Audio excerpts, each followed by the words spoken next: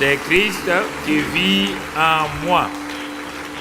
Excellent Père de grâce, quelle grâce de nous avoir fait habiter ton Fils en nous.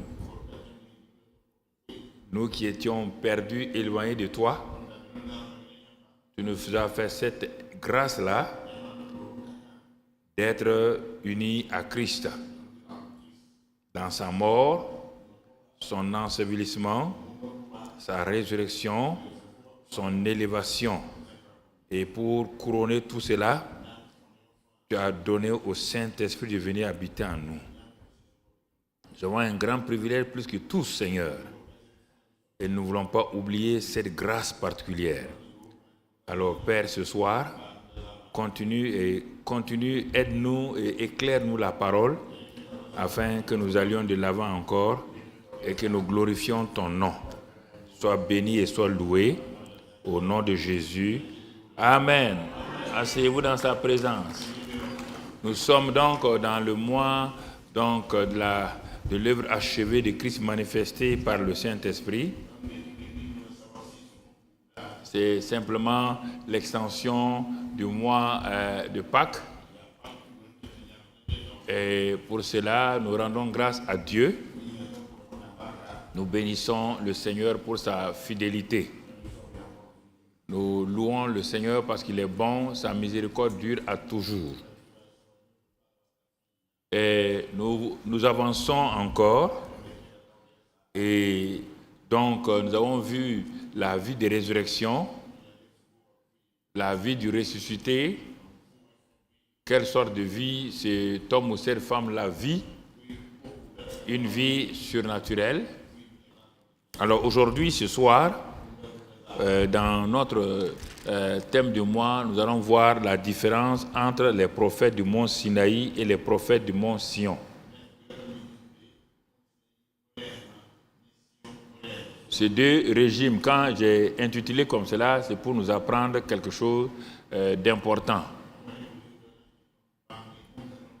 Parce que quand on parle même des prophètes, quand on va voir tout cela, Dieu voulant à l'école donc du surnaturel divin,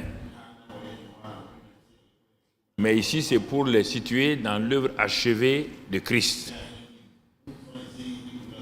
Et pour comprendre cela, parce qu'il y a eu tellement de mélange, tellement de méli-mélo, qu'aujourd'hui, n'importe qui donne une parole, on l'appelle prophète ou prophétesse.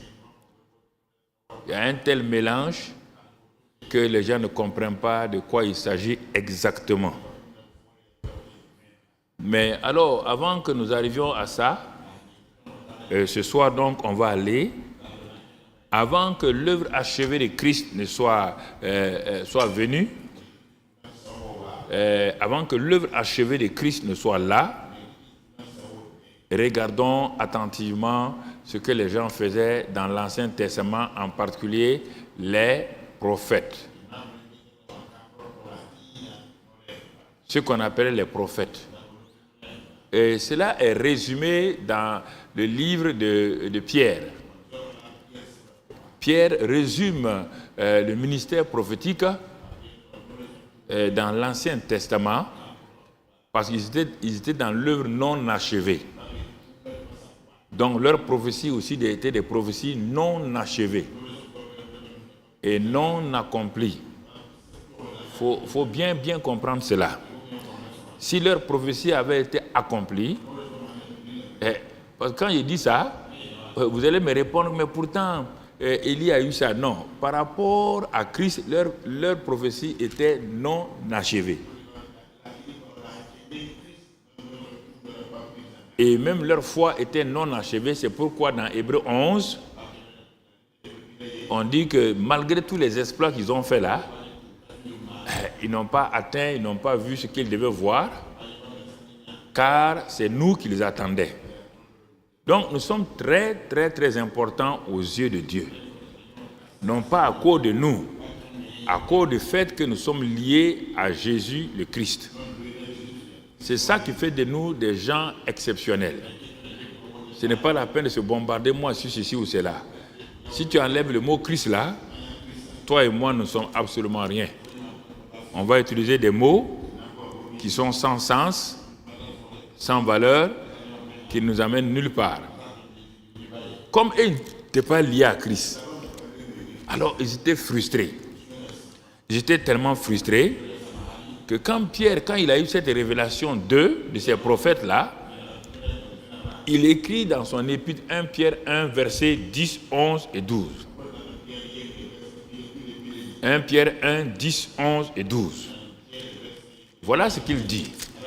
Les prophètes qui ont prophétisé touchant la grâce qui vous était réservée.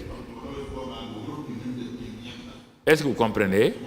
Les messages que je donne depuis le début de l'année, si tu ne les écoutes pas 2 ou 3 fois, tu n'auras pas un déclic.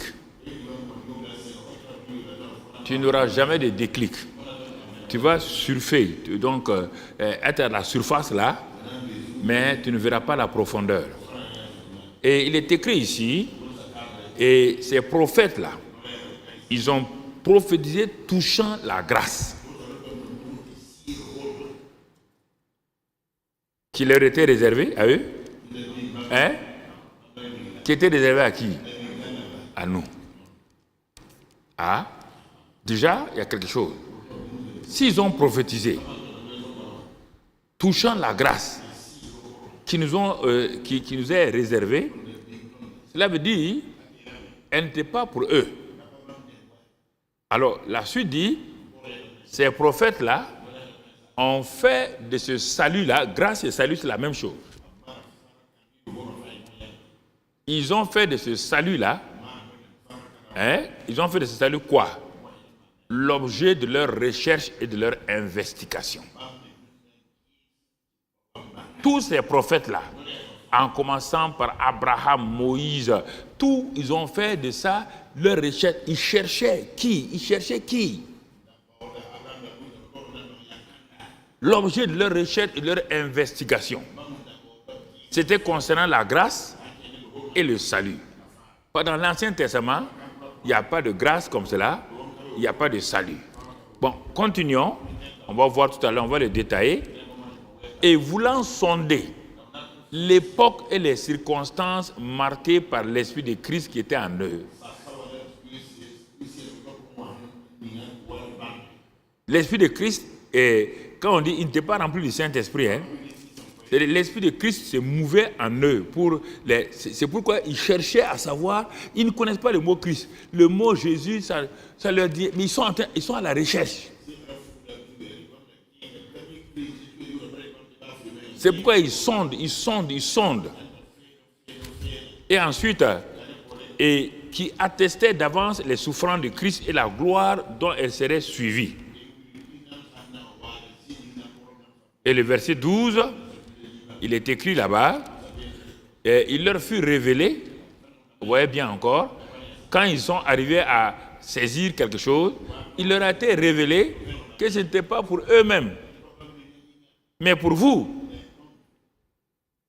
Qu'ils étaient simplement des dispensateurs de ces choses-là que vous ont annoncé maintenant ceux qui vous ont prêché l'évangile par le Saint-Esprit, envoyé du ciel et dans lesquels les anges désirent plonger leur regard. Même les anges, ils veulent voir. Les prophètes avant ont cherché, ont fait des investigations, rien. Mais on vient nous dire quelque chose ici. Il dit que ceux qui vous prêchent maintenant là, le Saint-Esprit les a remplis pour qu'ils vous prêchent. Regardez les prédicateurs d'aujourd'hui, quel est le privilège que nous avons. Alors, nous allons voir 7 choses ici avant de continuer. Et donc, nous allons voir les caractéristiques de ces prophéties et des prophètes donc, de l'Ancien Testament. Il faut bien écouter. Donc, les prophéties et les prophètes de l'Ancien Testament, en reprenant donc le verset de Paul, de Pierre, je vais détailler ça en 7 points avant de continuer. Premièrement, ils ont prophétisé concernant la grâce. Ils Ils ont prophétisé pour le futur, la grâce. Mais elle n'était pas là. Ils vivaient dans l'ombre, pas la réalité. Ils ont prophétisé concernant la grâce. Deuxièmement,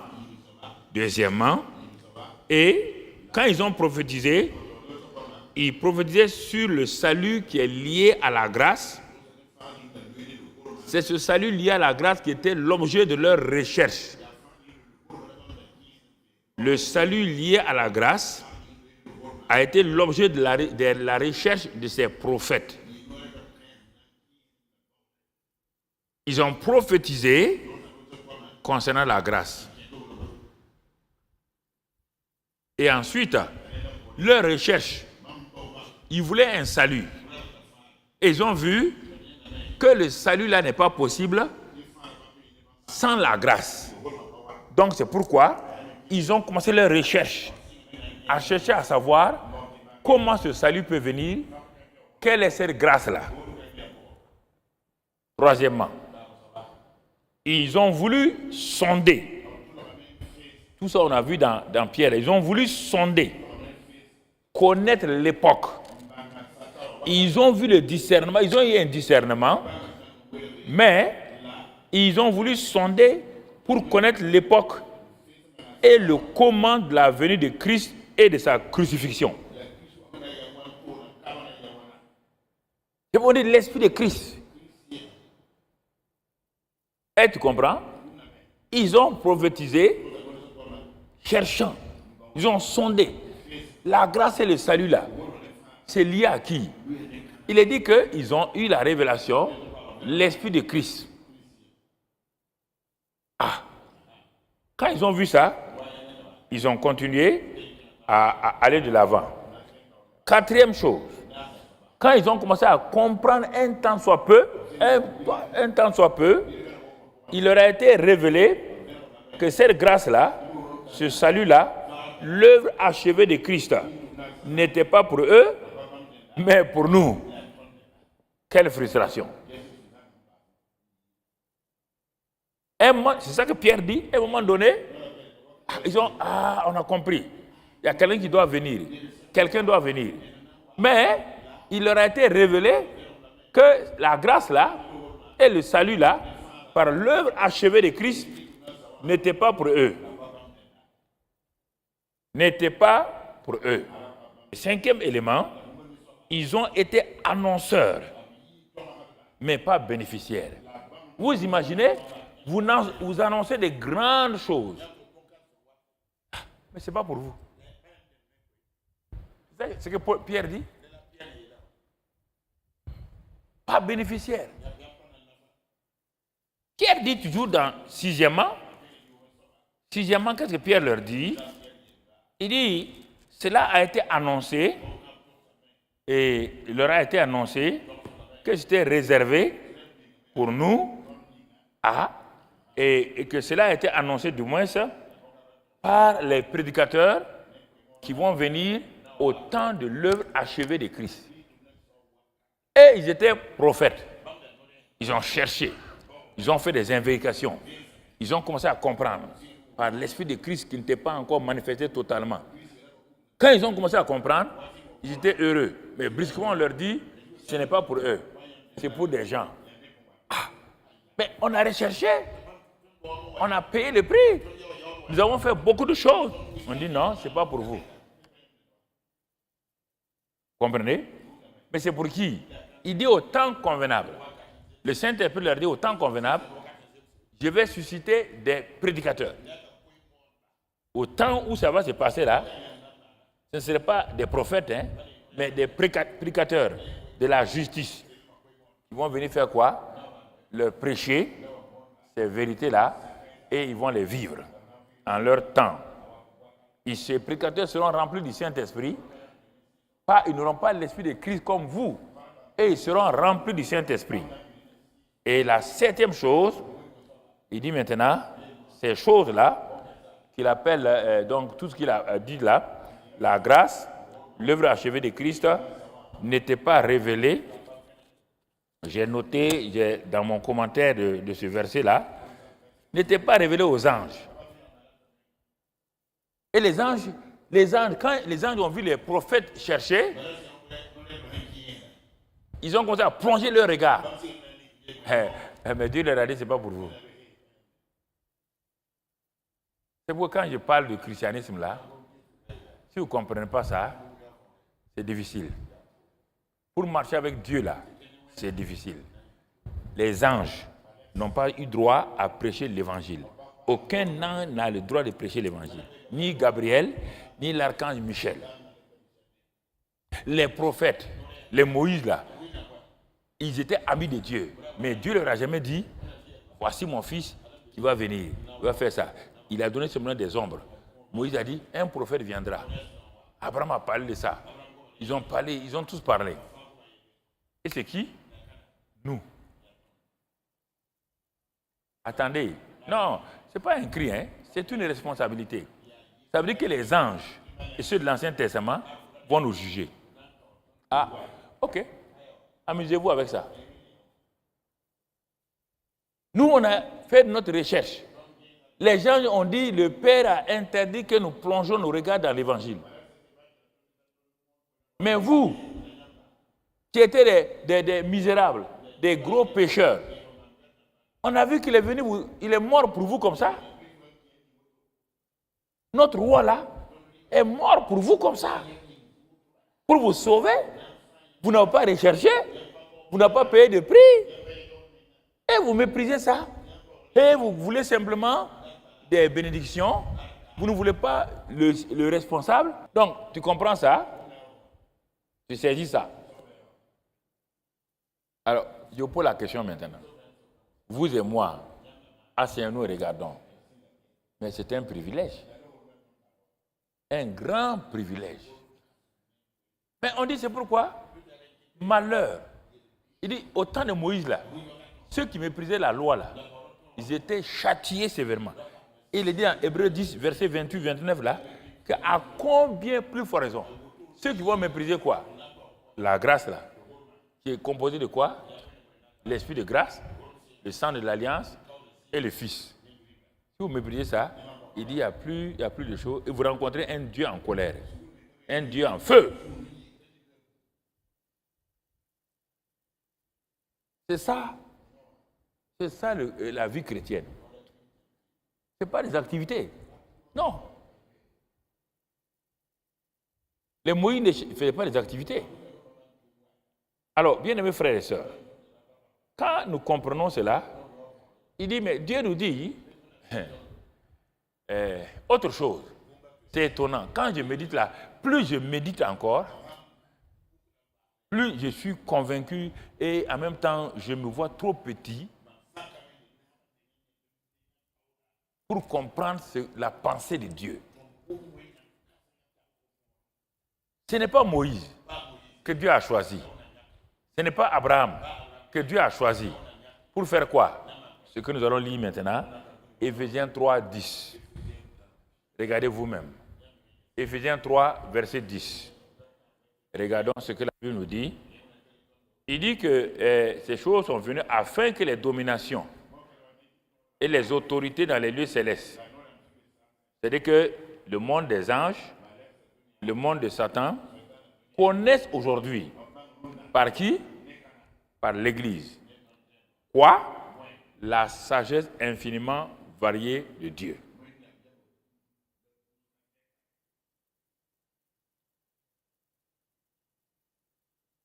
Je ne sais pas si vous saisissez. Ce n'est pas à travers Moïse, ni Abraham, ni Élie, ni Élisée. Il dit, c'est à travers l'Église, corps de Christ. Nous, la nouvelle création là, que Dieu a réservé cette grâce pour que les dominations, les autorités, que ce soit les bons, les anges, et les mauvais, Satan et ses démons, connaissent la sagesse infiniment variée de Dieu. Quand Paul a compris ça, il a dit, les titres là, les honneurs là, le pouvoir là, la gloire humaine là, c'est de la boue.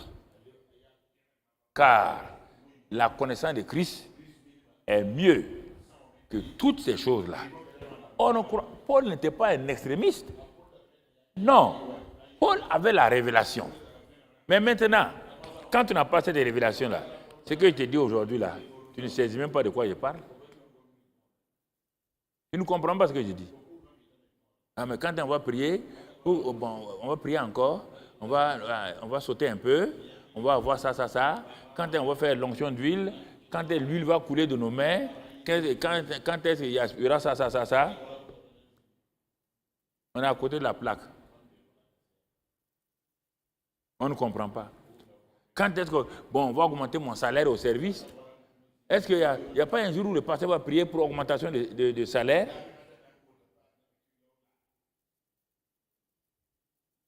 Il n'y a pas un jour où il va rassembler toutes les jeunes filles qui ont entre tel âge, il va profiter, ils vont avoir des maris. La vie chrétienne devient une vie yo-yo. Et les gens sont étonnés. C'est pourquoi dans Hébreux 12, on ne peut pas le lire, hein, il dit que ils sont assis autour de nous, les témoins, et ils nous regardent, comment nous courons. Ils sont étonnés. Ils sont assis dans le gradin du stade divin.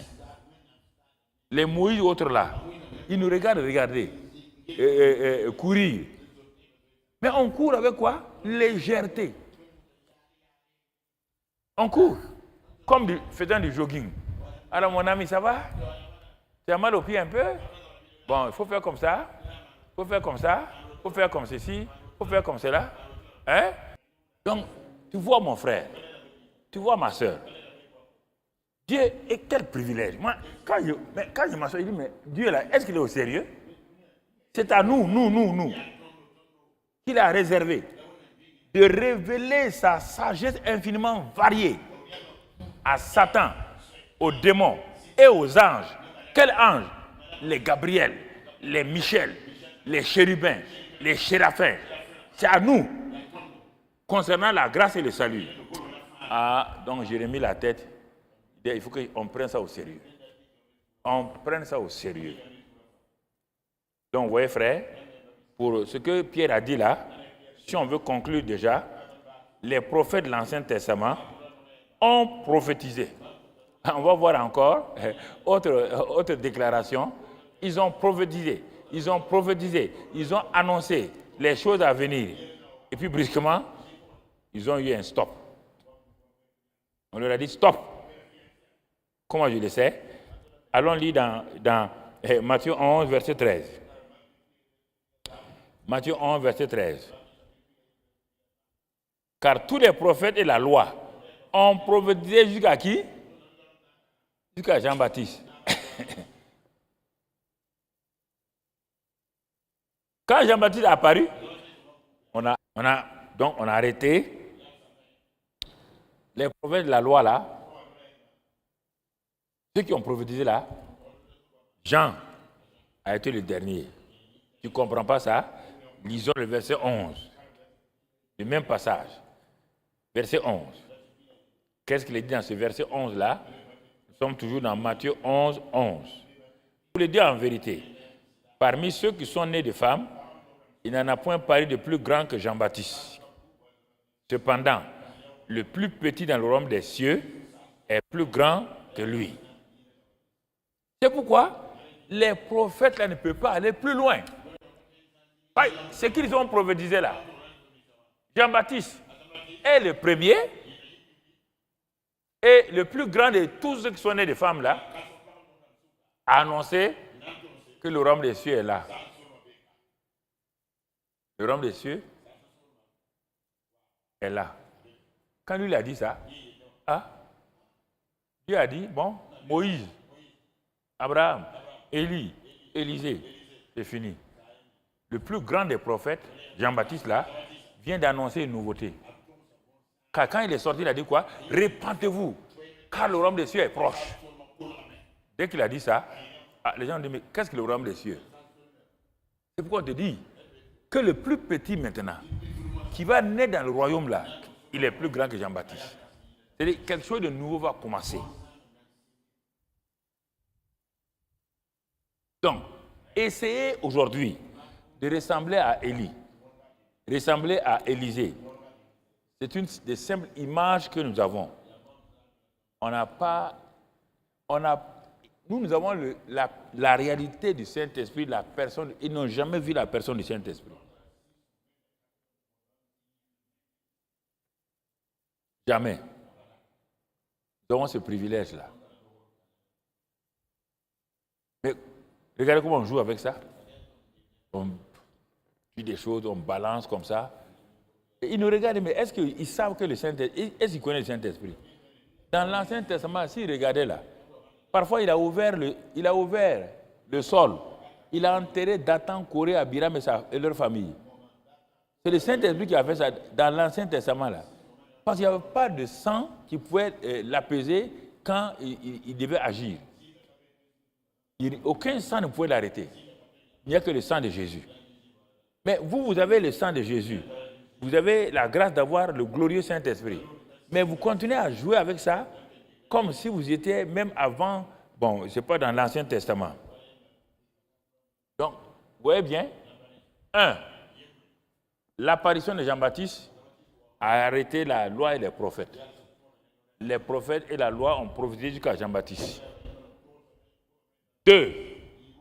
Quiconque est né de nouveau dans le royaume des cieux est plus grand que Jean-Baptiste. Donc plus grand que Moïse, plus grand que Élie, concernant le royaume.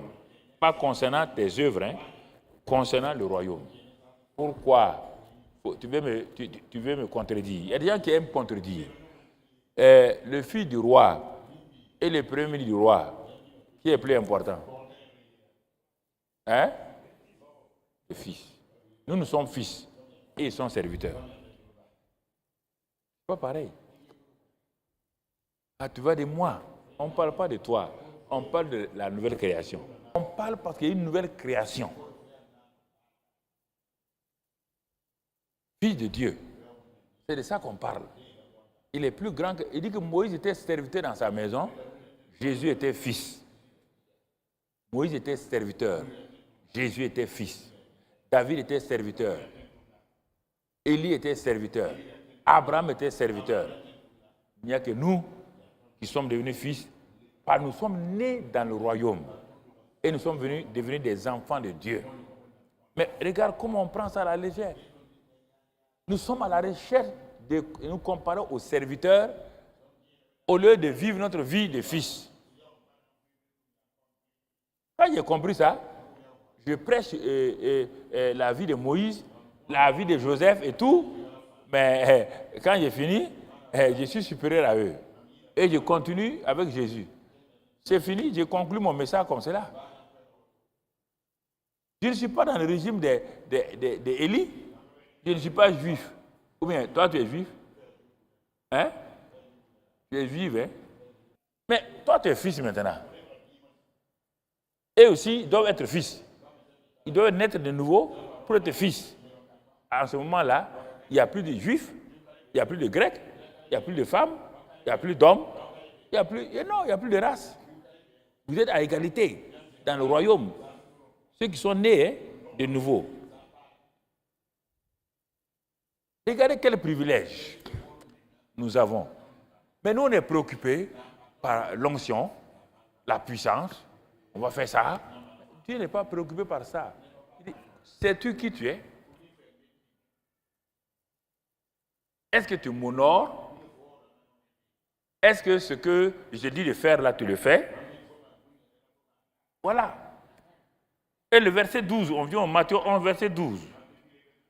Regardons, on va terminer avec Jean-Baptiste et puis maintenant, il dit maintenant, on est arrivé à Jean-Baptiste, Jean-Baptiste est la fin. Mais Jean-Baptiste est la fin et le commencement d'une nouvelle ère. Il dit, la loi et les prophètes ont prophétisé jusqu'à Jean-Baptiste. Mais derrière Jean-Baptiste maintenant, quelque chose de nouveau commence. Depuis le temps de Jean-Baptiste jusqu'à présent, le royaume des cieux est forcé. Et ce sont les violents qui s'en emparent. Jean n'était pas dans le royaume. Mais on te dit depuis le temps de Jean-Baptiste maintenant. Ça veut dire le temps de Jésus-Christ. Puis Jean-Baptiste a disparu. Lui, il a dit, il faut que je diminue, que Christ grandisse. Il a disparu. On te dit depuis ce temps-là, le royaume des cieux, il est annoncé. Et ce sont les violents qui s'en emparent. Ah, on parle de qui maintenant? On parle de la nouvelle race des fils et des filles de Dieu. On parle de la nouvelle race, de la nouvelle création. On parle de la race de ceux qui sont nés de nouveau par le Saint-Esprit. Comme Jésus l'a dit à Nicodème, ce sont ceux qui sont nés de nouveau, c'est d'eux qu'on parle. On dit qu'ils se sont emparés par violence. Violence de la foi pour entrer dans ce royaume-là. Dans Jean 3, verset 3 à 6, comment l'entrée dans ce royaume-là, c'est quelle sorte de violence? Ce n'est pas une violence physique. En vérité, je te le dis, dit Jésus à Nicodème, si un homme ne naît de nouveau, il ne peut voir le royaume de Dieu. Et verset 4, Nicodème lui dit, comment un homme peut-il naître quand il est vieux? Vous voyez bien, le docteur d'Israël ne comprend même pas le terme de la nouvelle naissance. Peut-il entrer dans le sein de sa mère? Jésus répondit, en vérité, je te le dis, si un homme ne naît d'eau et d'esprit, il ne peut entrer dans le royaume de Dieu. Verset qui suit, ce qui est né de la chair est chair, ce qui est né de l'esprit est esprit.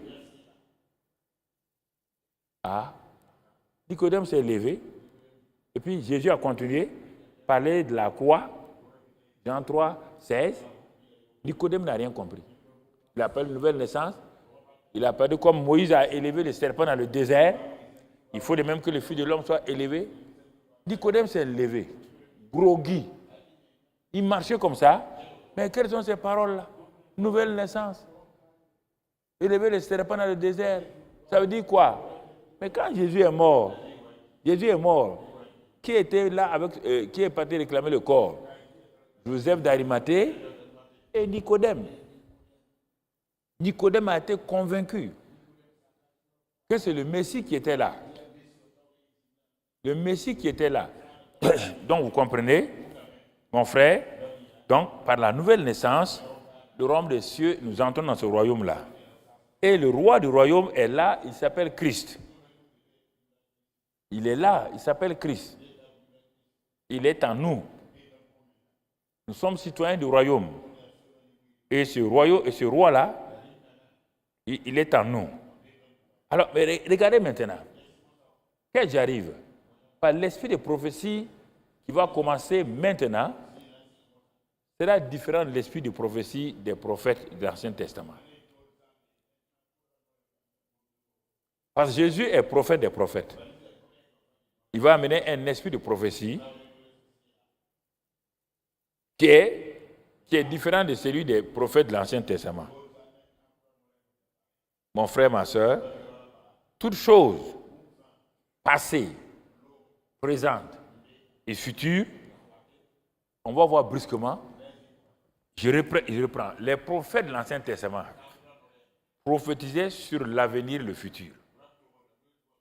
Eux-mêmes n'ont pas vu. Mais la prophétie qui commence à partir de l'œuvre achevée de Christ, à partir de Christ, le présent, le futur et le passé, tout cela est réuni là-dedans et mis en Christ. Donc, le prophète du Nouveau Testament ne prophétise plus de futur. Il n'y a plus de futur.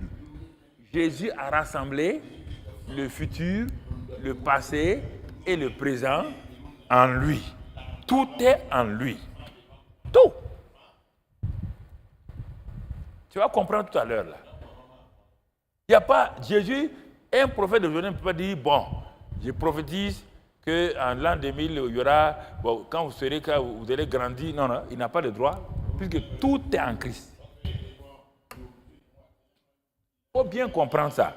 Il est dit que la prophétie concerne, vient consoler, reprendre, châtier et tout.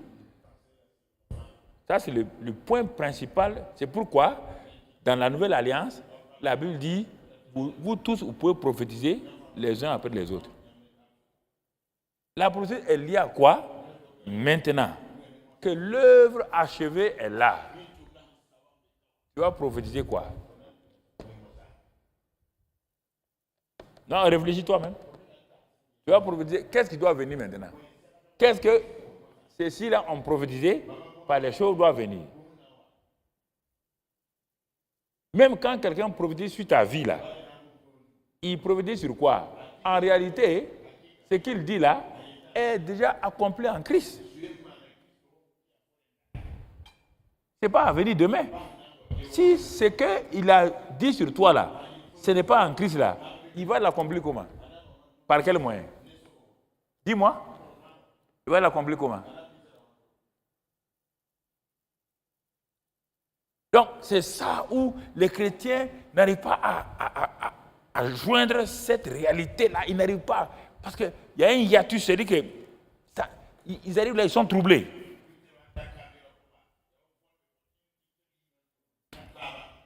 Colossiens 2, verset 2. Colossiens 2, verset 2. On parle de ce Christ-là. Il dit, bon, il dit qu'il y a ça pour qu'ils aient le cœur rempli de consolation, qu'ils soient unis dans l'amour et enrichis d'une pleine intelligence pour connaître le mystère de Dieu, savoir Christ. Ah, tout le mystère que les gens cherchaient, le mystère que les prophètes cherchaient là, c'était Christ, on a vu cela. C'était Christ. Voilà que maintenant, il dit que ce Christ-là, il dit c'est le mystère de Dieu. Le mystère de Dieu, savoir Christ. Mais ce Christ-là, il faut bien comprendre, on ne parle pas de Jésus le Christ. C'est-à-dire qu'on ne parle pas de Jésus dans la chair. On parle de Christ, le Messie, l'envoyé. Cette dimension spirituelle, surnaturelle, que Jésus a reçue quand il a été élevé comme Seigneur et Sauveur, comme Pierre l'a dit le jour de la Pentecôte. Il a été fait Christ et Seigneur. Et regardez bien maintenant, dans ce Jésus-là, mystère de Dieu-là, dans lequel sont cachés tous les trésors de la sagesse et de la science divine. Tu comprends? Tous les trésors de la sagesse et de la science sont cachés en ce Christ. Sont cachés en ce Christ-là. Et au verset 9, car en lui habite corporellement toute la plénitude de la divinité. Il n'y a plus quelque chose qui est au dehors. Il n'y a plus quelque chose de futur. Même l'Apocalypse là, quand tu lis l'Apocalypse là, ce n'est pas un livre du futur. Dans l'Apocalypse, il y a le passé, il y a le présent, il y a le futur là-dedans. C'est un livre de... Tout est là. Tu vas me dire pourquoi. Dans l'Apocalypse, on a dit qu'il y a eu guerre dans le ciel entre Michel et Lucifer. Il a été chassé. Ce n'est pas à venir. C'est ce qui s'est passé avant même que la terre ne soit. C'était un événement. C'est pourquoi quand Dieu a créé la terre là, Lucifer est venu pour contrôler et il était là, et le Saint-Esprit a été envoyé, la parole, il est parti. Lucifer était déjà là. Il a été renvoyé. Donc, dans Apocalypse, c'est pas, on dit révélation, on n'a pas dit révélation du futur. Non. Si tu ne crois pas, parce que tu as l'air de, quand on te dit ça, tu as l'air de raisonner. Pas raisonner avec moi. Pas raisonner avec moi. Hein. Va lire dans Apocalypse 1. Qu'est-ce qu'il dit là-bas? Quand Jésus se présente à Jean-Baptiste, à Jean, qu'est-ce qu'il dit? J'étais mort. Ça, c'est le futur? Hein? C'est le futur? Non. J'étais mort. Et maintenant, je suis vivant. Et j'ai la clé de la mort et du séjour des morts. La clé du séjour des morts, c'est dans le futur? Hein? Il a déjà eu ça il y a longtemps. Dans la tête des gens, prophétie veut dire futur. Dans l'Ancien Testament, oui. Dans le Nouveau Testament, même quand Dieu dit, quelqu'un dit, il va t'élever là, ne crois pas que Dieu va t'élever. c'est parce que Dieu t'a déjà élevé en Christ que ça va se manifester. C'est ça qu'on te dit. Est-ce que vous comprenez? C'est pourquoi vous attendez votre élévation, ça ne vient pas. Bon, si ce n'est pas ça, il va t'élever comment? Si ton élévation n'est pas dans l'œuvre achevée de Christ là, Dieu va t'élever comment en dehors de l'œuvre achevée de Christ? Dites-moi un peu. C'est ça votre erreur. Vous attendez que Dieu vous élève. Je suis déjà élevé.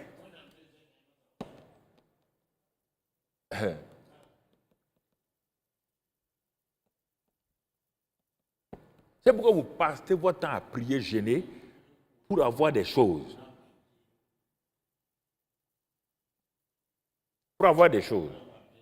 Mon frère, ma soeur. Le futur, l'avenir sont déjà là en Christ. Bon, pour t'expliquer, on va aller par rapport à tes péchés. Quand Jésus a parlé de nos péchés là, c'est les péchés d'aujourd'hui, hein? C'est quel péché? Quel péché? Les jours que tu as été converti là, c'est les péchés que tu as commis ces jours-là qu'il a pardonné. C'est les péchés d'où? De quand? Passé, présent et quoi? Futur. Comme il a déjà pardonné les péchés du futur, qu'est-ce que tu fais? Quand tu pêches, chaque jour là, tu fais quoi? Tu confesses seulement et son sang là te purifie. C'est la manifestation, c'est simplement qu'on te dit. Il ne va pas amener Christ encore mourir pour te pardonner? Ou bien? Vous ne comprenez pas ça? Donc il va faire mourir Christ pour te pardonner. Le sang de Christ est allé où? De Adam jusqu'au ciel. Maintenant, quand toi tu pêches, ton cœur te gronde. C'est toi qui as un problème. Ce n'est pas Dieu. Pas Dieu a pardonné, comme il a dit à Michée. J'ai pardonné, j'ai jeté leurs péchés dans la mer de l'oubli de Dieu. Dieu a oublié vos péchés. Mais toi, ton cœur te gronde. Et à cause de ça, tu ne peux pas prier. À cause de ça, ta foi est bloquée. Mais Dieu dit, mon enfant, mais il y a le sang, il y a quelqu'un qui est au ciel là, qui a déjà tout accompli. Confesse ton péché, répands-toi, et alors, je suis fidèle et juste pour te pardonner et pour te purifier. Et tu continues ta route. Tu comprends? Voici l'évangile simple. On nous complique, on va faire ceci, on va... Ok, allez-y. L'évangile simple. C'est la simplicité de l'évangile. Mon frère, ma soeur. La prophétie dit les choses que nous avons en Christ aujourd'hui. La prophétie ne peut pas annoncer autre chose que ce que Christ a fait. Il y aura une contradiction. Si quelqu'un, un prophète, vient pour dire, voilà, tant, et ça ne correspond pas à l'œuvre achevée de Christ là, il est en train de te mener en bateau. Il te mène en bateau. Pourquoi? N'oubliez pas que tout est accompli. Ah, c'est lui qui a dit, c'est sa propre bouche qui a dit tout est accompli. Je rentre dans l'accomplissement de ce que Jésus a fait. Ce que Jésus a fait. Il a remis le truc à zéro, le compteur à zéro pour ta vie. Pour que tu partes. Alors, bien-aimés frères, les gens n'ont pas conscience. Ce qui, je le répète depuis des années, les gens n'ont pas conscience qu'ils possèdent déjà tout en Christ. Ils ne sont pas conscients de ça. Mais oui, pasteur, vous me dites qu'on possède tout en Christ, on ne voit rien. Et être conscient qu'on possède en tout et la manifestation de la chose, c'est différent. C'est pourquoi on t'a donné la foi. C'est la foi qui part tirer ce qui est déjà fait pour l'amener à l'existence. C'est le rôle de la foi comme ça. C'est le rôle de la foi. Tu vas voir tout à l'heure là, quand il va te donner les 10 points entre l'ancien et les prophètes de l'Ancien Testament et les Nouveau Testament. Quand je vais arriver aux 10 points, Tout est en Christ. On le chante. Tout est en lui. Et quand on se lève, on dit Seigneur, donne. L'erreur des hommes de Dieu aujourd'hui, c'est de parler et de demander à Dieu d'accomplir les choses qu'il a déjà accomplies en Christ. Et ça fatigue les hommes de Dieu et les chrétiens. Demander à Dieu d'accomplir ce qu'il a déjà accompli en Christ, c'est demander, quand tu vas chez quelqu'un, la porte est ouverte. Et tu dis, venez m'ouvrir la porte. La porte est béate, elle est ouverte. Et tu dis, bon, venez m'ouvrir la porte. Et tu dis, entrez simplement. Tu as 2 pieds, entre. Non. Vous savez, moi, je suis poli. Je veux qu'on m'ouvre la porte. On te dit que la porte est ouverte d'entrée. Ah oui, moi, je n'aime pas ça. Vous voulez me piéger. Ah, ok, tu retournes chez toi. C'est accompli. L'Ancien Testament, ce n'est pas accompli. C'est le futur. Le Nouveau Testament, c'est déjà accompli. On se base sur l'œuvre achevée de Christ. On ne se base pas sur un futur. Je vous ai dit que le Saint-Esprit, Jésus l'a dit pendant le séminaire de Pâques, on va le voir plus profondément. Le Saint-Esprit répond à l'œuvre de Christ à Christ. Il ne répond pas à tes demandes. Le Saint-Esprit n'est pas pour toi, ni pour moi.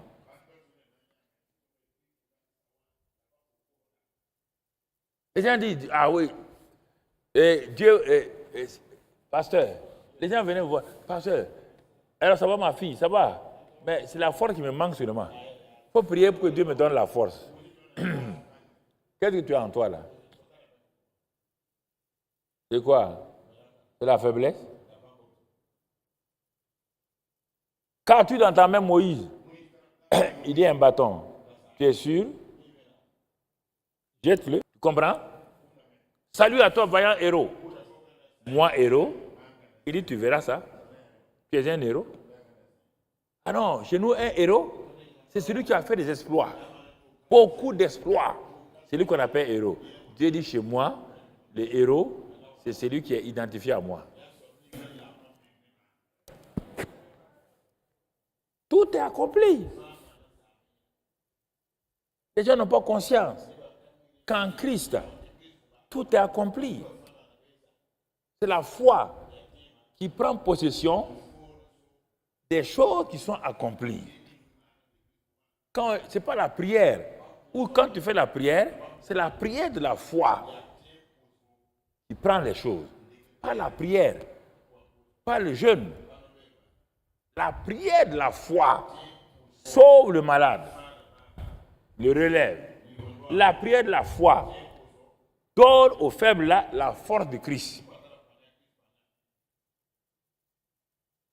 Donc, vous comprenez? C'est cela. Alors, il dit, ah, Dieu va vous bénir. Hein? Mon frère, je vois les bénédictions qui vont venir sur toi. Je vois les bénédictions. Bon, ce soir-là, je vais résumer. J'ai voulu m'arrêter ici. J'ai regardé ce matin-là. Mais pourquoi les gens là n'avancent pas comme cela se doit? Avec tous ces messages-là, certains n'arrivent pas à démarrer. Bon, j'ai compassion d'eux, mais je ne peux rien faire. Parfois, tu veux aider ton enfant, mais s'il n'apprend pas ces leçons, c'est difficile. Tu ne peux pas prendre sa place. Tu ne peux pas prendre la place d'un chrétien qui ne veut pas obéir à Dieu. Tu as compassion d'eux, mais il n'y a pas autre chose. Bon, regardons, j'ai fait ce qu'on appelle le tableau des prophètes du mont Sinaï et du mont Sion. Ce tableau-là, il y a plusieurs points. Et tu vas voir, d'un côté, ce que prophètes de l'Ancien Testament du mont Sinaï disent. Et de l'autre côté, tu vas voir les prophètes du mont Sion. Ça, c'est l'Église. Quand on parle de mont Sion, c'est l'Église. Mont Sinaï, c'est la loi et tout l'Ancien Testament. Et tu vas voir la différence entre les deux genres de prophètes, en même temps, entre les deux genres de chrétiens, en même temps, entre les deux genres de pasteurs. Ce tableau-là représente tout ça. Dans leur langage, dans leur vision, tout. Certains sont dans le futur, attendent les accomplissements. D'autres s'appuient sur le passé et prennent possession de ce qu'il y a. Mais c'est à travers leur langage, en particulier, que tu vas voir la différence. Alors maintenant, on va aller point par point. Dans ce tableau-là, donc comme je l'ai dit, le premier point qui fait la différence entre ceux du Sinaï et ceux du mont Sion, le point 1. Si tu peux me donner ça, bon, si ça sort 2, le point 1. Point 1 dit quoi?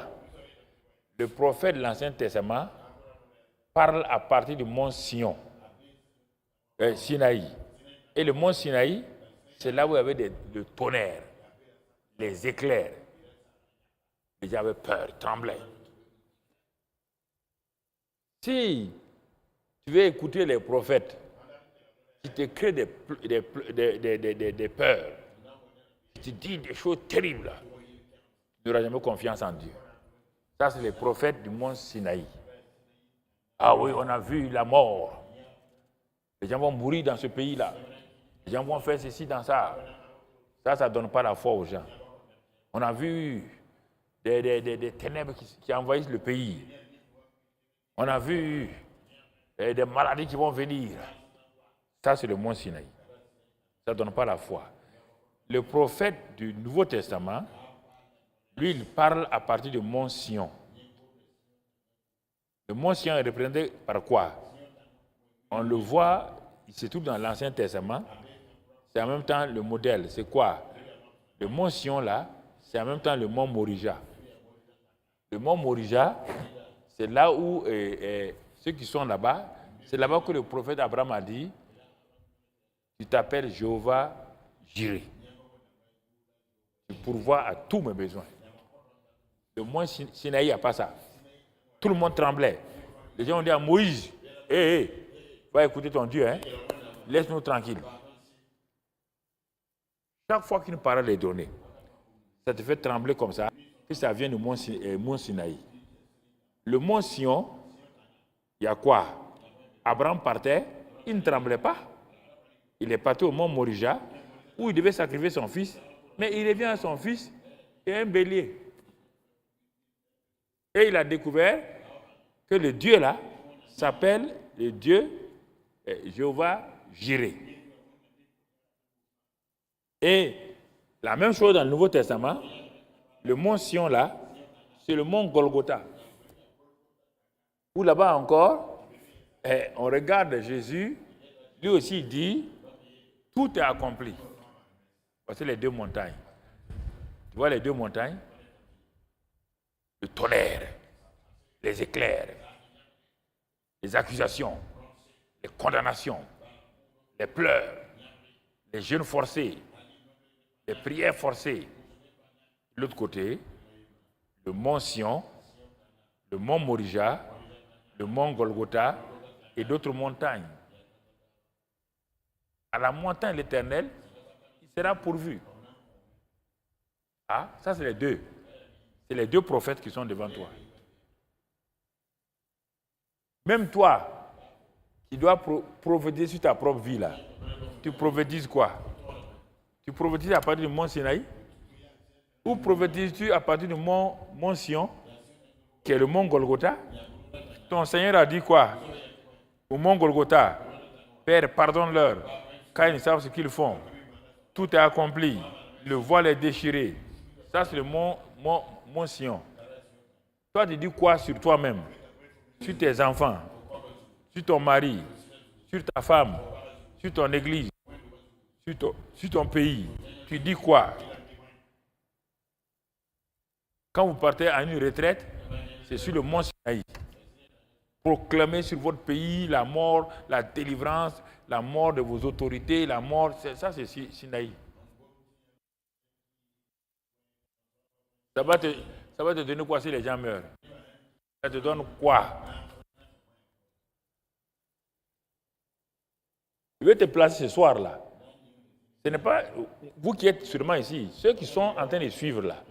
Il faut que vous soyez conscients. Hein? C'est votre propre bouche qui vous crée des problèmes. Deuxième élément, du prophète de l'Ancien Testament et du Nouveau Testament. Deuxième point, quand le prophète de l'Ancien Testament se tient sur le mont Sinaï, il vous dit, il y a de l'espoir pour vous. L'avenir est devant vous. Ça semble être bien. Non, mon fils, tu as de l'avenir. Mais quel avenir? Ça s'appelle quoi l'avenir? Non, il y a de l'espoir pour toi. Ça, c'est des mots creux. Ils n'ont aucun sens. La montagne du Sinaï, c'est ça. On appelle les gens avec ça. Non, tiens ferme. Il y a de l'espoir pour toi. Tu as un avenir. C'est quel avenir? Mais au mont Sion, le prophète de mont Sion dit quoi? Lui, il dit, votre espérance est accomplie en Jésus-Christ. Isaac est là. Voilà qu'on lui parle. Isaac est là. Non, l'Ancien Testament, j'ai vu. Dieu va te faire ça. Quand? Comment? L'autre dit, ton espérance là est déjà accomplie en Christ. Prends Isaac. Prends ton Isaac. Prends ton Isaac. C'est ça. Troisième élément. Comprenez bien, hein? Je parle des prophètes, je parle des chrétiens, je parle des hommes de Dieu. Votre manière, sur quelle montagne vous êtes, quelle sorte de prophète vous êtes, vous allez comprendre pourquoi votre vie est ainsi. Troisième élément. Sur la montagne Sinaï, le prophète prophétise. Dieu va vous bénir. Dieu va vous élever.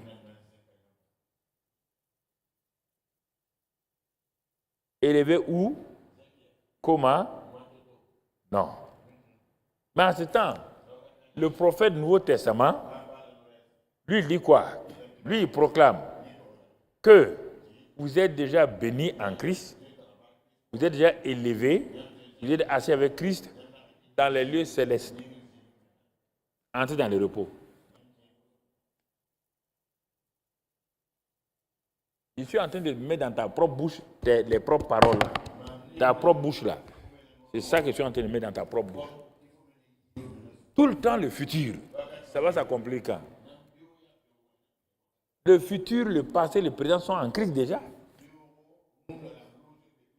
Il est le oui et l'amen.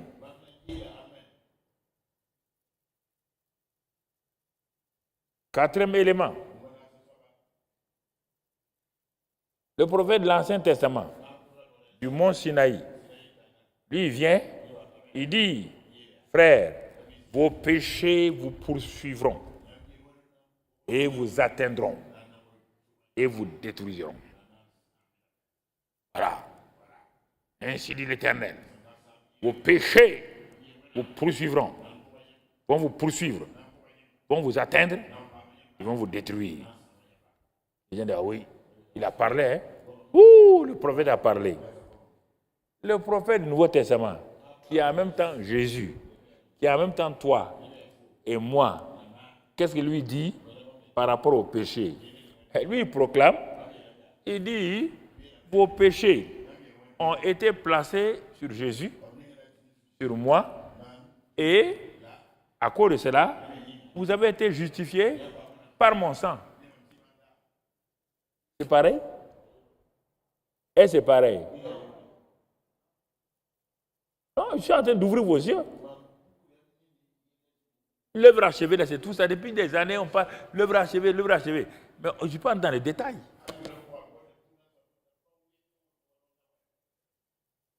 Réfléchis comment tu parlais. Chacun est prophète de sa propre vie. Mais regarde comment tu as gâché ta vie. Paroles négatives, paroles de suspicion, paroles destructrices que tu as proclamées sur toi-même.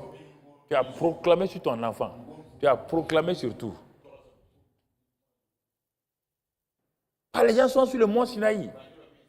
Le mont Sinaï, ils voient des choses. Beaucoup de bruit. Non. Non, mon frère. Non, ma soeur. Tu comprends? C'est important. Alors, autre chose. 5e point. C'est ça.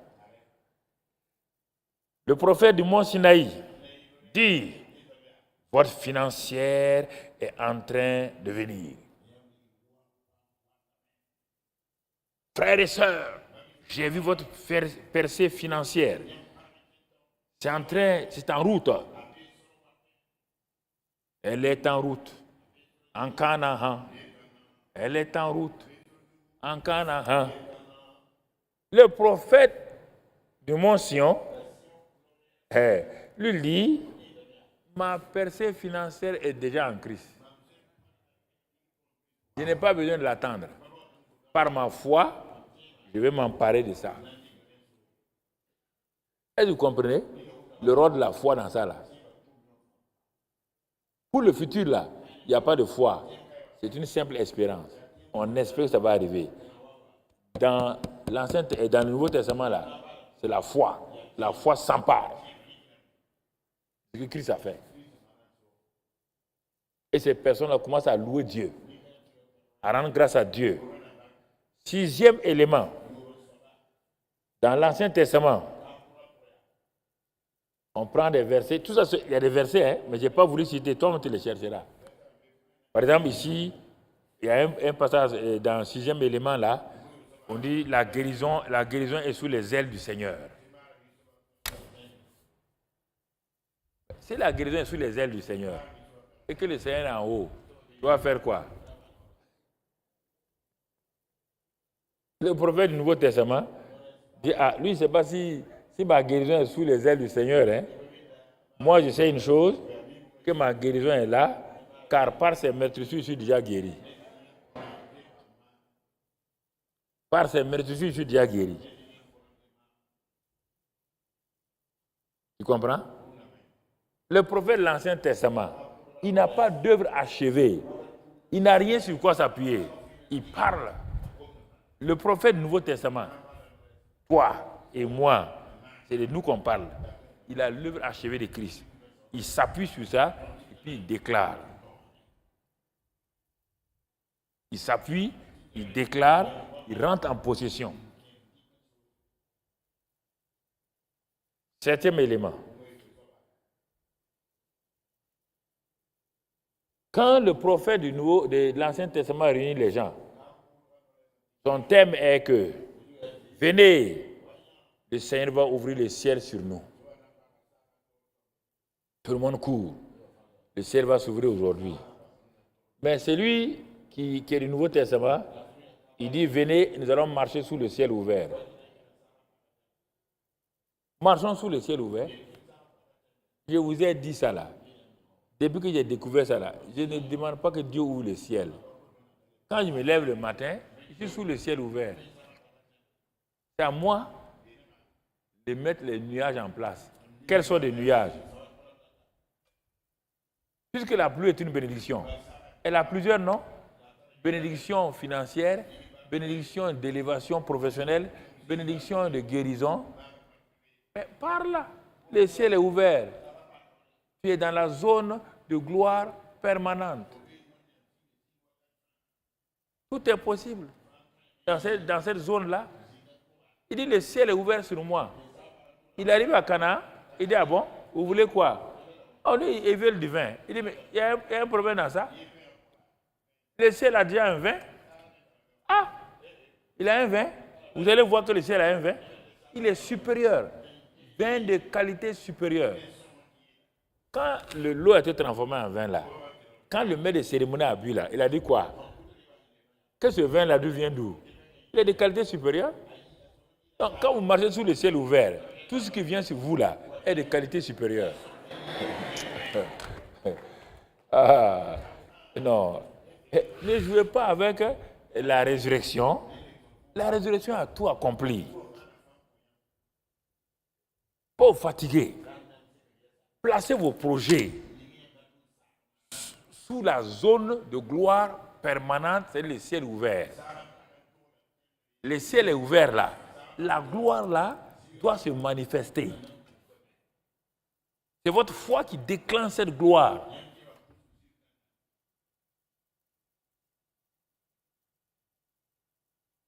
Huitièmement, mon frère, Seigneur, le prophète de Sinaï dit, donne-moi la victoire dans mes combats. Donne-moi la victoire dans mes combats. Le prophète du Nouveau Testament dit, je suis plus que vainqueur par celui qui marche. Moi, je suis déjà plus que vainqueur.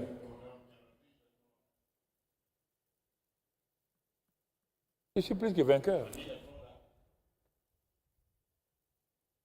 On va combattre. On est attaqué. Attaque. Tous les jours, vous êtes attaqué. Jamais vous ne venez me dire que vous avez vaincu. J'étais dans ça là. Tout le temps, vous êtes attaqué. Jamais vous venez me montrer un trophée. Tout le temps, sur attaque. C'est Satan qui est derrière vous. Jamais vous êtes derrière Satan.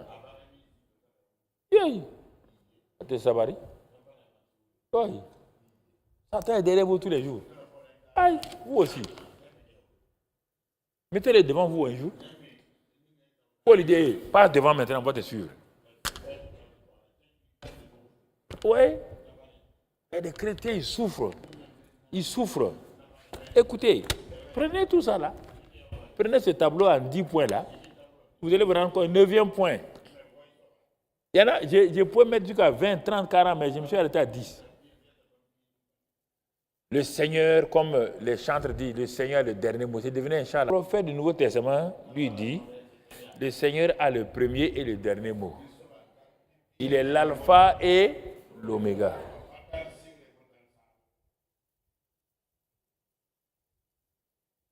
S'il y a un dernier mot, il doit avoir un premier mot, non? Pourquoi vous dites qu'il y a un dernier mot et vous ne partez pas au premier mot? 10e, j'ai voulu m'arrêter là. Comme tu développes, hein? Si tu es prophète du Nouveau Testament, tu le sauras. Si tu es prophète de l'Ancien Testament, tu le sauras. 10e élément, Seigneur, donne-moi de connaître les temps et les moments. Vous savez, la tribu d'Issachar, elle était là pour dire à Israël quels sont les temps et les moments. Ah bon, donc tu veux être Issachar. C'est Issachar d'aujourd'hui. Dieu dit, les temps ont été déjà accomplis en Christ. Déjà accompli.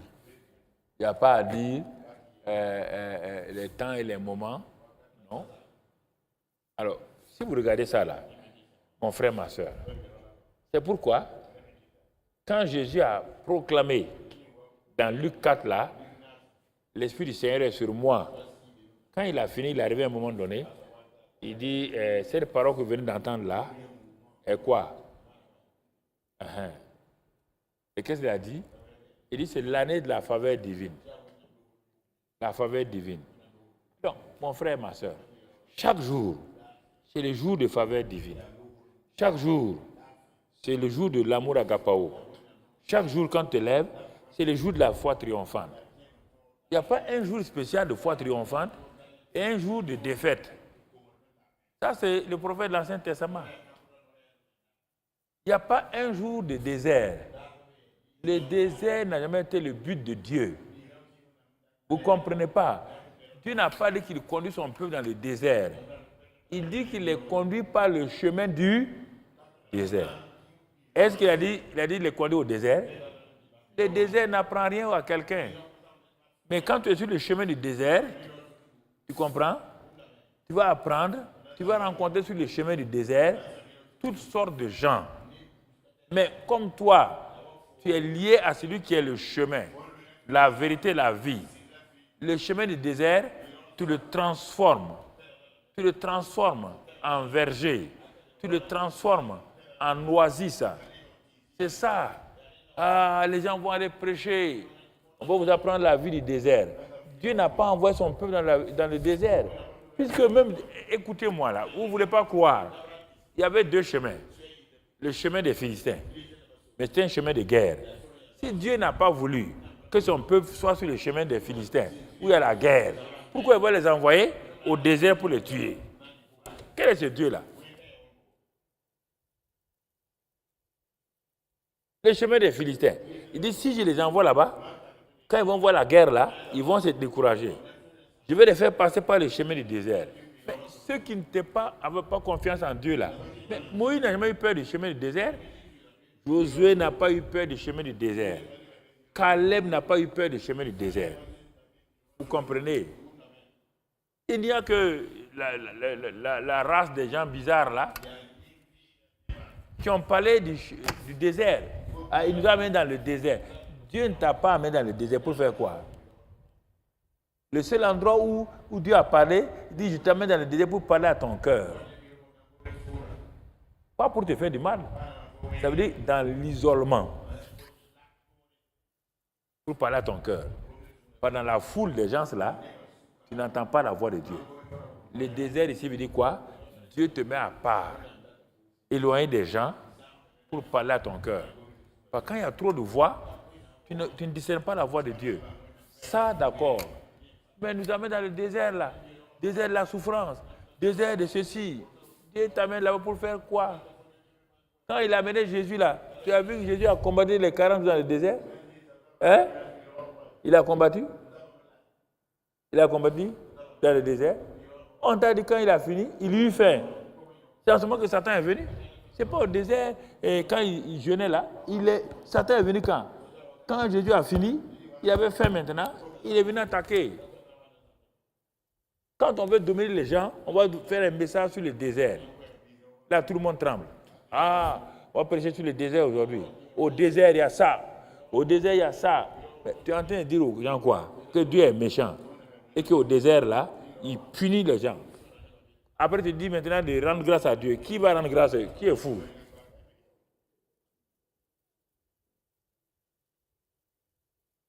L'œuvre achevée de Christ. L'œuvre achevée de Christ. Il faut bien comprendre. Donc, vous voyez là, ce soir, j'ai voulu m'arrêter pour que tu saches que toi-même, tu es prophète de ta propre vie. Que toi-même, là, tu te bases sur l'œuvre achevée de Christ. Tu vas transformer, changer beaucoup de choses. Tout est dans ta bouche. Le pouvoir est dans ta bouche. L'autorité est dans ta bouche. La puissance est dans ta bouche. Quand tu te bases sur l'œuvre achevée de Christ. Mais si tu veux parler pour un futur, un avenir, tu es lié à qui? Le futur est lié à qui? C'est pourquoi quand je vous prêche chaque fois, je fais tout pour lier tout à l'œuvre achevée de Christ. Même si je ne dis pas l'œuvre achevée de Christ, je fais tout pour vous attacher à Christ lui-même. À vous montrer que vous ne pouvez rien démontrer à Dieu. Vous ne pouvez pas influencer Dieu. Vous ne pouvez pas montrer à Dieu que vous avez fait ça là. Son fils lui a déjà tout montré. Tu ne peux pas souffrir comme son fils. Tu ne peux pas payer le prix des péchés comme son fils. Tu vas faire quoi? Soit reste calme. Prends ce que Dieu te donne là. Rends grâce et remercie-le. Mais moi, je vais montrer à Dieu. Je vais jeûner tant de jours. Ça fait quoi? Chacun jeûne là. Les jeunes, je ne sais pas, c'est des jeunes, il n'y a rien dans ça pour dire à Dieu, va dire, il a jeûné. Hein. Ça n'intéresse pas Dieu. Tu jeûnes pour toi-même. Tu ne jeûnes pas pour Dieu. Quand tu pêches pas contre Dieu. Tu pêches contre toi-même. Et ça empêche Dieu de te bénir. Donc c'est à toi de faire toutes ces choses-là pour te libérer, pour aller de l'avant. Si vous comprenez ça là, vous allez voir ce que Pierre a dit. Les prophètes là, ils ont cherché à voir, ils n'ont pas vu. Et maintenant, le prophète des prophètes est venu, Jésus, il a accompli, et quand il a accompli, il a dit maintenant, parlez comme moi je parle. C'est pourquoi Paul a pris l'ascendance. La première génération de disciples là, d'apôtres là, quand Paul a apparu 30 ans plus tard, il a pris l'ascendance sur eux. Il a eu tellement la révélation que rapidement là, il a pris le devant. Vu que dans acte 13, on parle de Pierre, acte 14, on parle encore de Barabbas. C'est de lui seulement qu'on parle. Lui seulement. Pourquoi? Il a compris. Il a compris l'œuvre achevée de Christ. Il a été battu. Il a été trahi. Il a été frappé, laissé pour mort. Mais quand les gens sont partis, il s'est levé, il est rentré en ville. Les prophètes ont prophétisé. Si tu vas dans la ville là, voilà ils ont pris ta ceinture. Si tu vas là, voilà ce qu'on va te faire. Il dit que lui, il va aller. Il est parti, il n'est pas sorti. Il est sorti vivant. Il connaît l'œuvre achevée de Christ. Il faut maintenant votre tête là. Si vous voulez mêler les deux, ça ne marchera pas. L'œuvre achevée de Christ, oui, mais on va les jeûner, prier. Le jeûne, la prière ne peut pas vous donner, c'est la foi. La foi. Quand vous jeûnez, priez, c'est pas vous êtes devenu faible vous-même. Vous êtes devenu incrédule. Vous avez vos péchés. Allez pleurer devant Dieu. J'ai péché, Seigneur, je te demande, je confesse mon péché, que ton sang me purifie. Là, le jeûne et la prière, c'est bon. Le jeûne et la prière ne peut pas payer les bénédictions. C'est déjà payé. Il dit qu'il a payé, que nous avons été sauvés. Pas par de l'or. De même Pierre dit, ni par l'argent. Si on avait continué à lire, tu allais trouver ça. Pas par des choses précieuses. Nous avons été rachetés par le sang précieux de Christ. Nous avons été déjà achetés. On ne peut plus faire quoi que ce soit. Le jeûne et la prière ne peuvent pas te donner quoi que ce soit chez Dieu. C'est l'œuvre achevée de Christ. Quand tu jeûnes, tu pries, c'est pour toi. Ce n'est pas pour Dieu.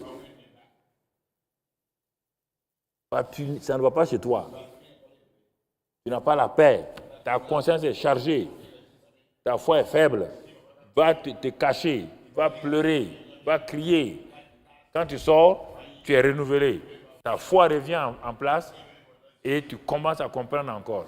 C'est ça le rôle du jeûne et de la prière. Le jeûne et de la prière ne te donne rien. Donc sinon, Dieu a perdu son temps en donnant son Fils.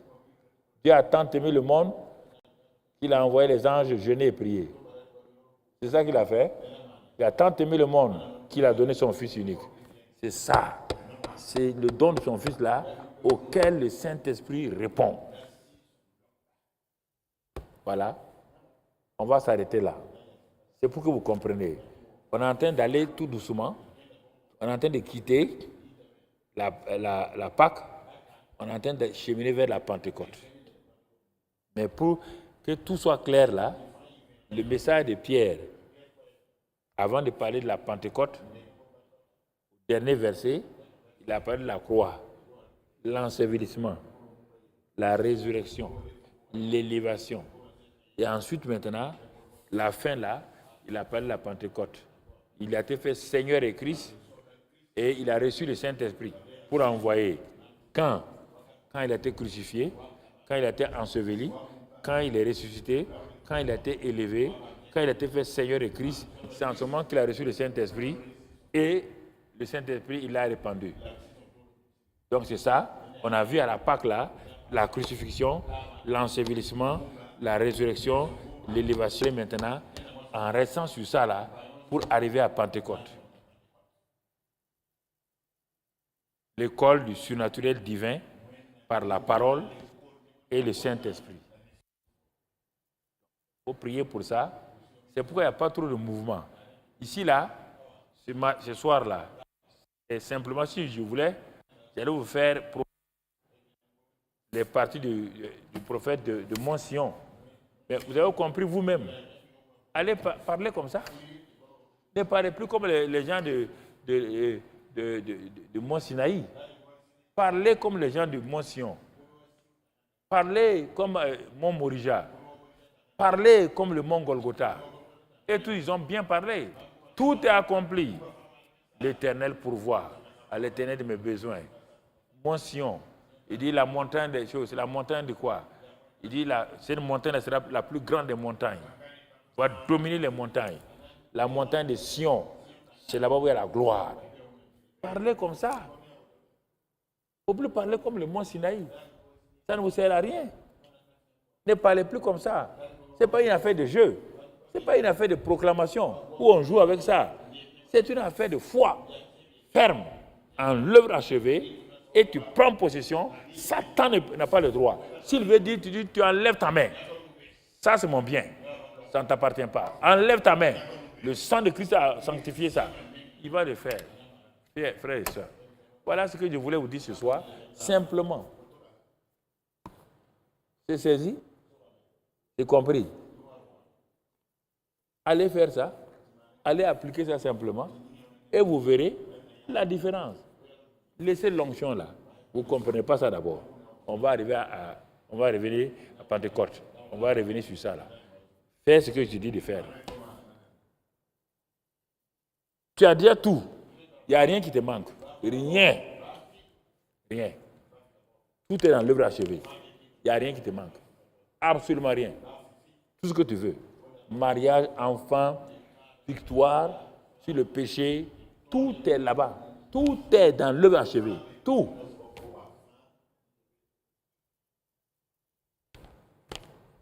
Excellent Père, merci pour ton peuple. Merci pour leur vie. Merci que tu leur donnes la révélation, car la révélation de tes paroles est claire. Elle donne l'intelligence aux simples. Que ta grâce et ton amour soient sur eux, que tu les gardes, tu les protèges, que le sang de Christ Jésus soit répandu sur leur vie. Merci pour leur famille, merci pour leur travail, merci pour leur ministère, merci pour tout. Que quand ils saisissent le mont Sion, le mont Morija, le mont Golgotha, et qu'ils parlent comme ceux qui étaient là-bas ont parlé, ils verront ces choses s'accomplir.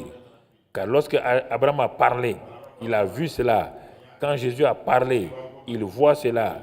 Père, merci pour ta grâce et ton amour, pour ton peuple, ce merveilleux peuple-là que tu as racheté par le sang de Jésus. Accompagne ceux qui sont là, amène-les à bon port dans leur maison sous le sang de Christ Jésus. Sois béni et sois loué au nom de Jésus. Amen. Allez-y en paix. Allez-y en paix au nom de Jésus.